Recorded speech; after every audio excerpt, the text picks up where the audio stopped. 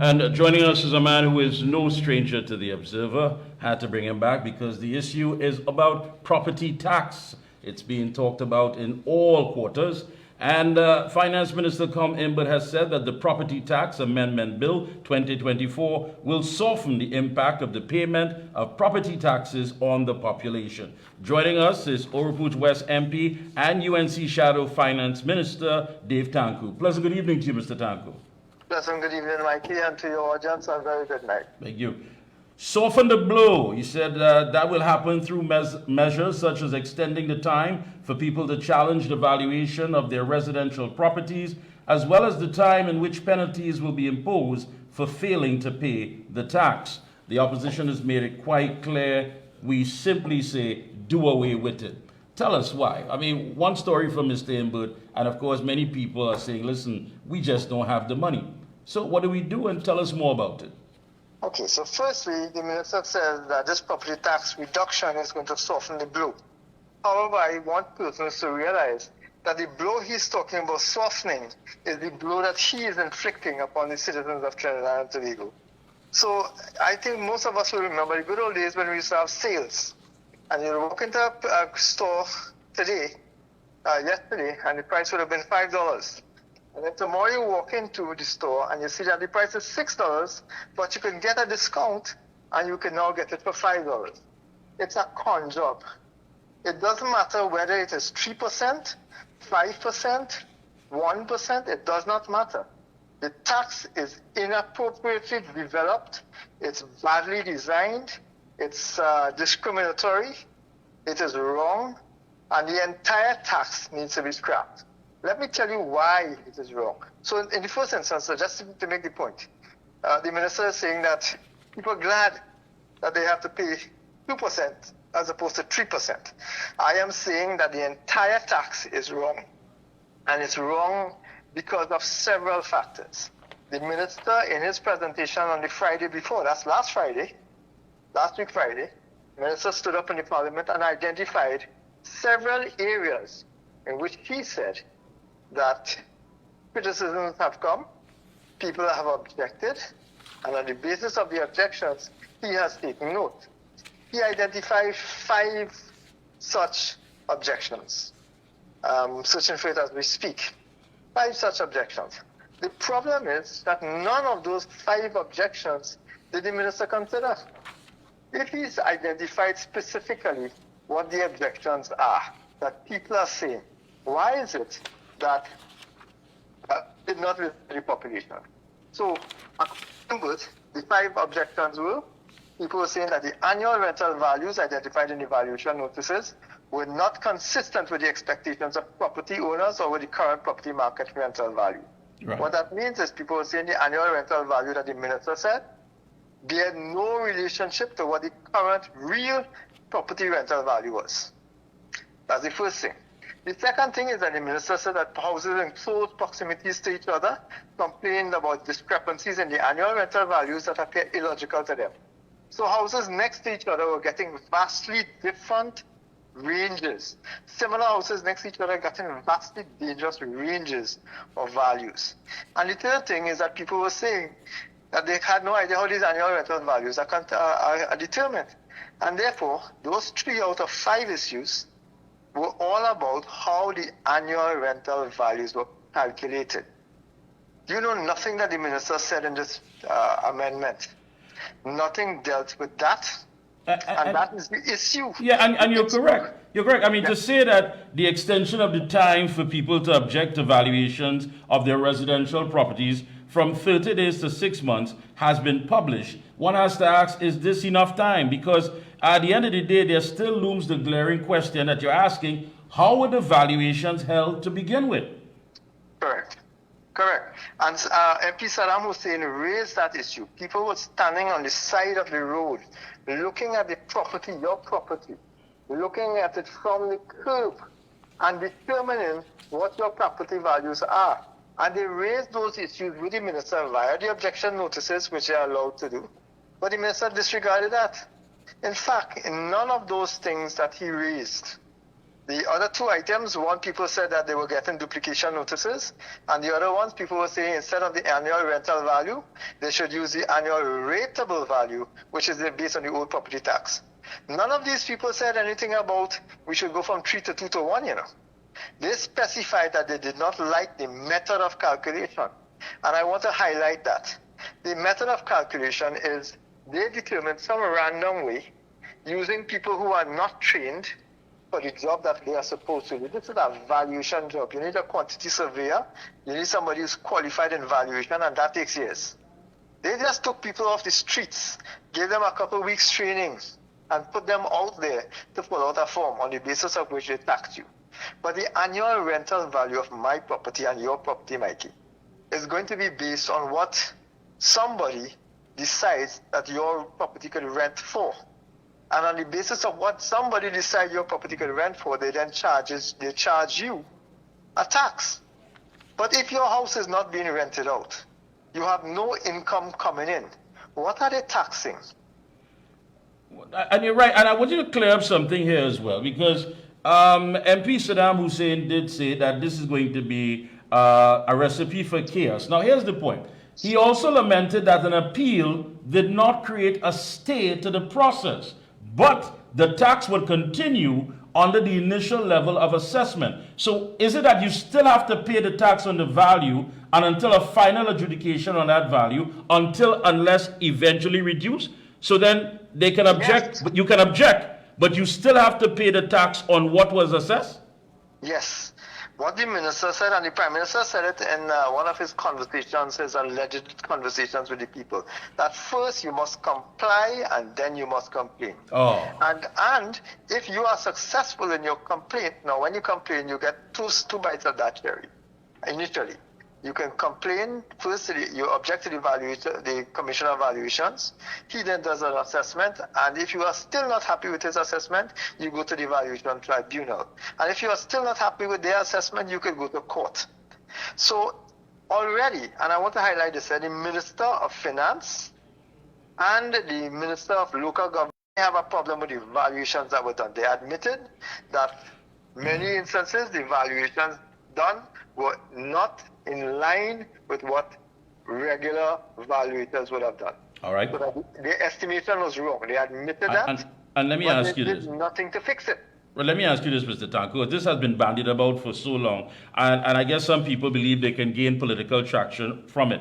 Has the opposition, UNC, ever supported the implementation of a property tax? Because clarification is needed on an excerpt from the presentation of then Minister of Finance, Mr. Larry Hawaii, in his 2013 budget presentation, which sought to implement the tax in 3 phases from 2014 to 2017. He stated, and let's make this clear once and for all, that the land and building tax regime is a key pillar in all modern tax systems, and the current land and building taxes meet all of the conditions of a good and fair tax. What is that people can understand that they still want to say that the opposition brought these measures and it lies on the shoulders of the opposition?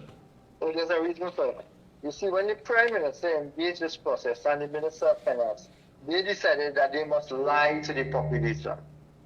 In addition to that statement which took place in the Parliament, the Minister of Larry Hawaii, in 2015 as well, and it's posted in the Ministry of Finance's website. I just don't have it in front of me.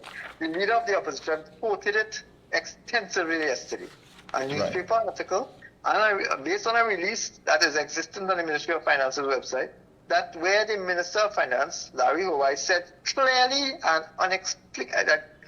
absolutely, unambiguously, that at no time was the government of Kamla Prasad Bisesa, the government between 2010 and 2015, at no time were they going to implement the Property Tax Act. Remember that act was passed in 2009. Right.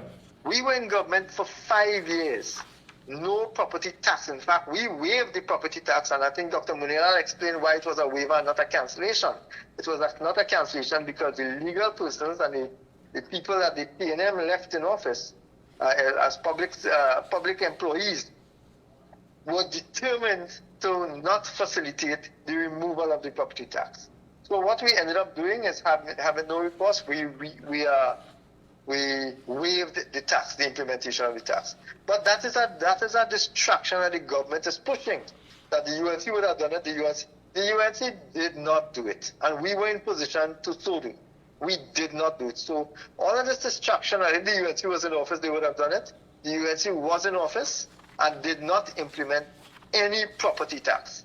In fact, as you just referred, Larry Howard's reference was to the old property, old land and building taxes, not the property tax. The land and building taxes was based on annual rateable value, which was the actual value of your property, as opposed to this annual rental value, which is a fake valuation of revenue that you may get if you were going to rent out your property. And I want to thank you for clearing that up, because that has been out and about, and I think, again, people trying to gain some traction on that. You know, Mr. Imbut also added that the bill gives government the opportunity to now include in the Property Tax Act a provision where the time for doing anything, delivering notices of tax assessment, imposing of penalties and so on, can now be extended in the same way that it can be done under the Valuation of Land Act.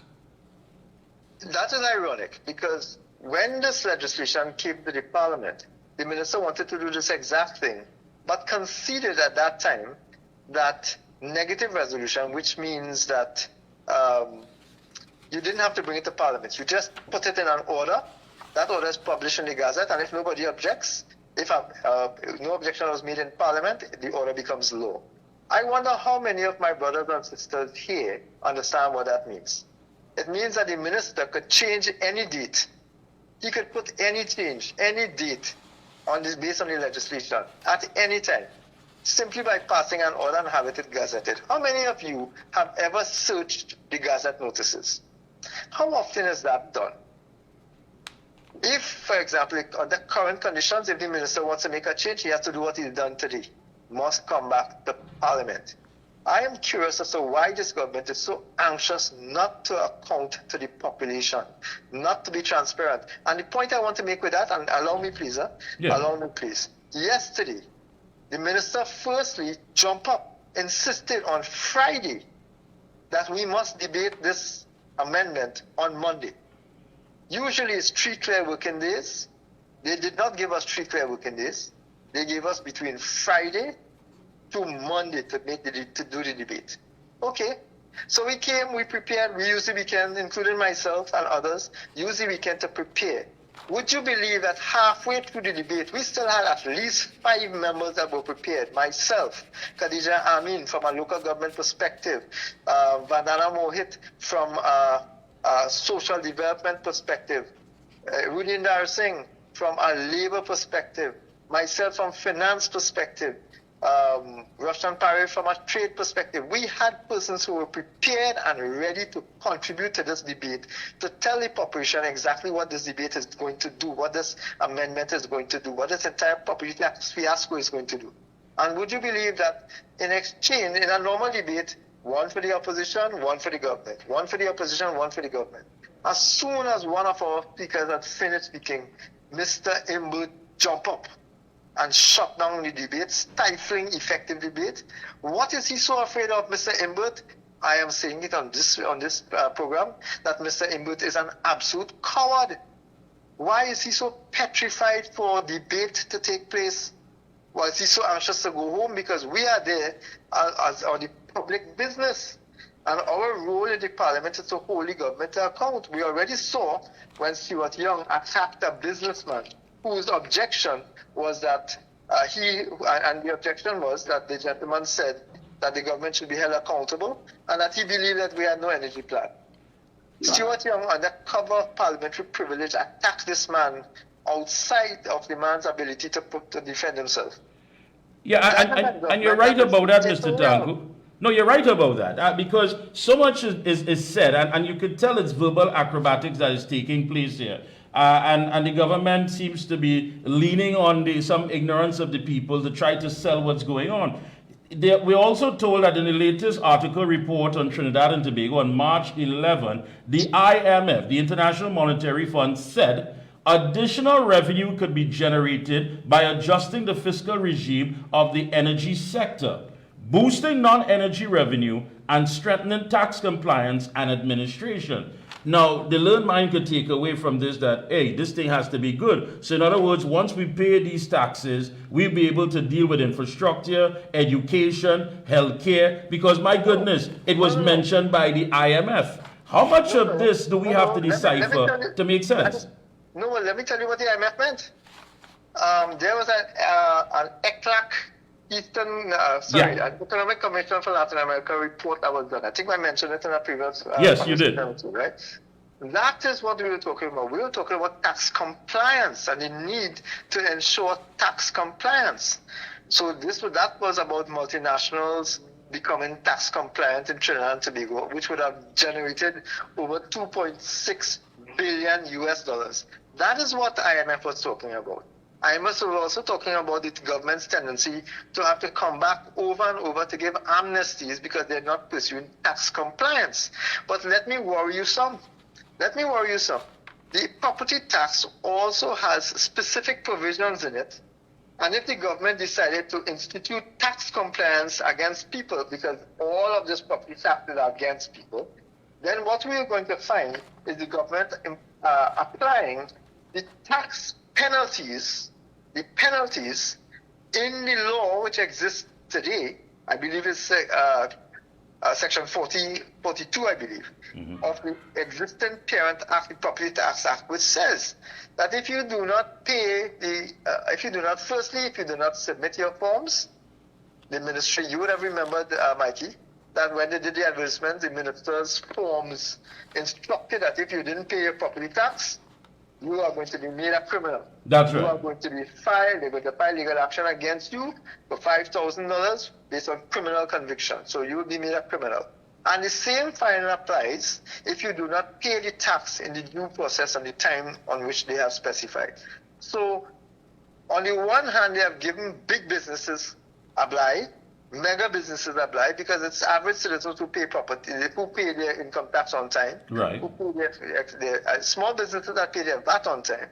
But it's this big government that gives the multinational corporations and the very large businesses a blight, and now come to suffer poor people, the small man on the street, to suffer property owners who have invested their life savings in this thing. Yeah, and you're right. Realization is coming, it's over 200,000 persons who did not submit their forms on time. Based on what the minister said in middle of last year, 232,000 have submitted. There are 425,000 homeowners. So that gives us quite a substantial number of persons who did not submit and who are likely to be faced with penalties. When this new legislation, this TTRA is put in place, they are likely to be faced with court matters. And that's right.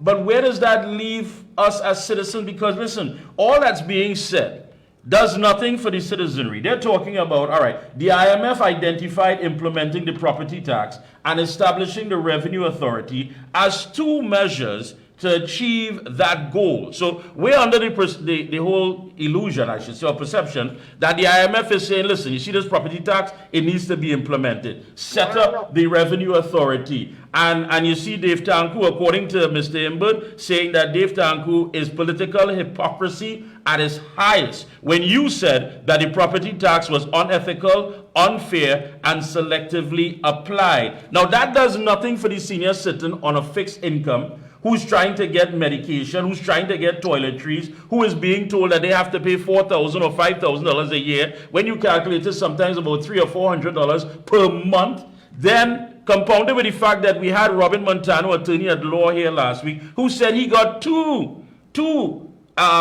notices that had to be paid, from one for a lady that apparently lives in his home that he's never heard of, named Wendy. Now, it's the same residence.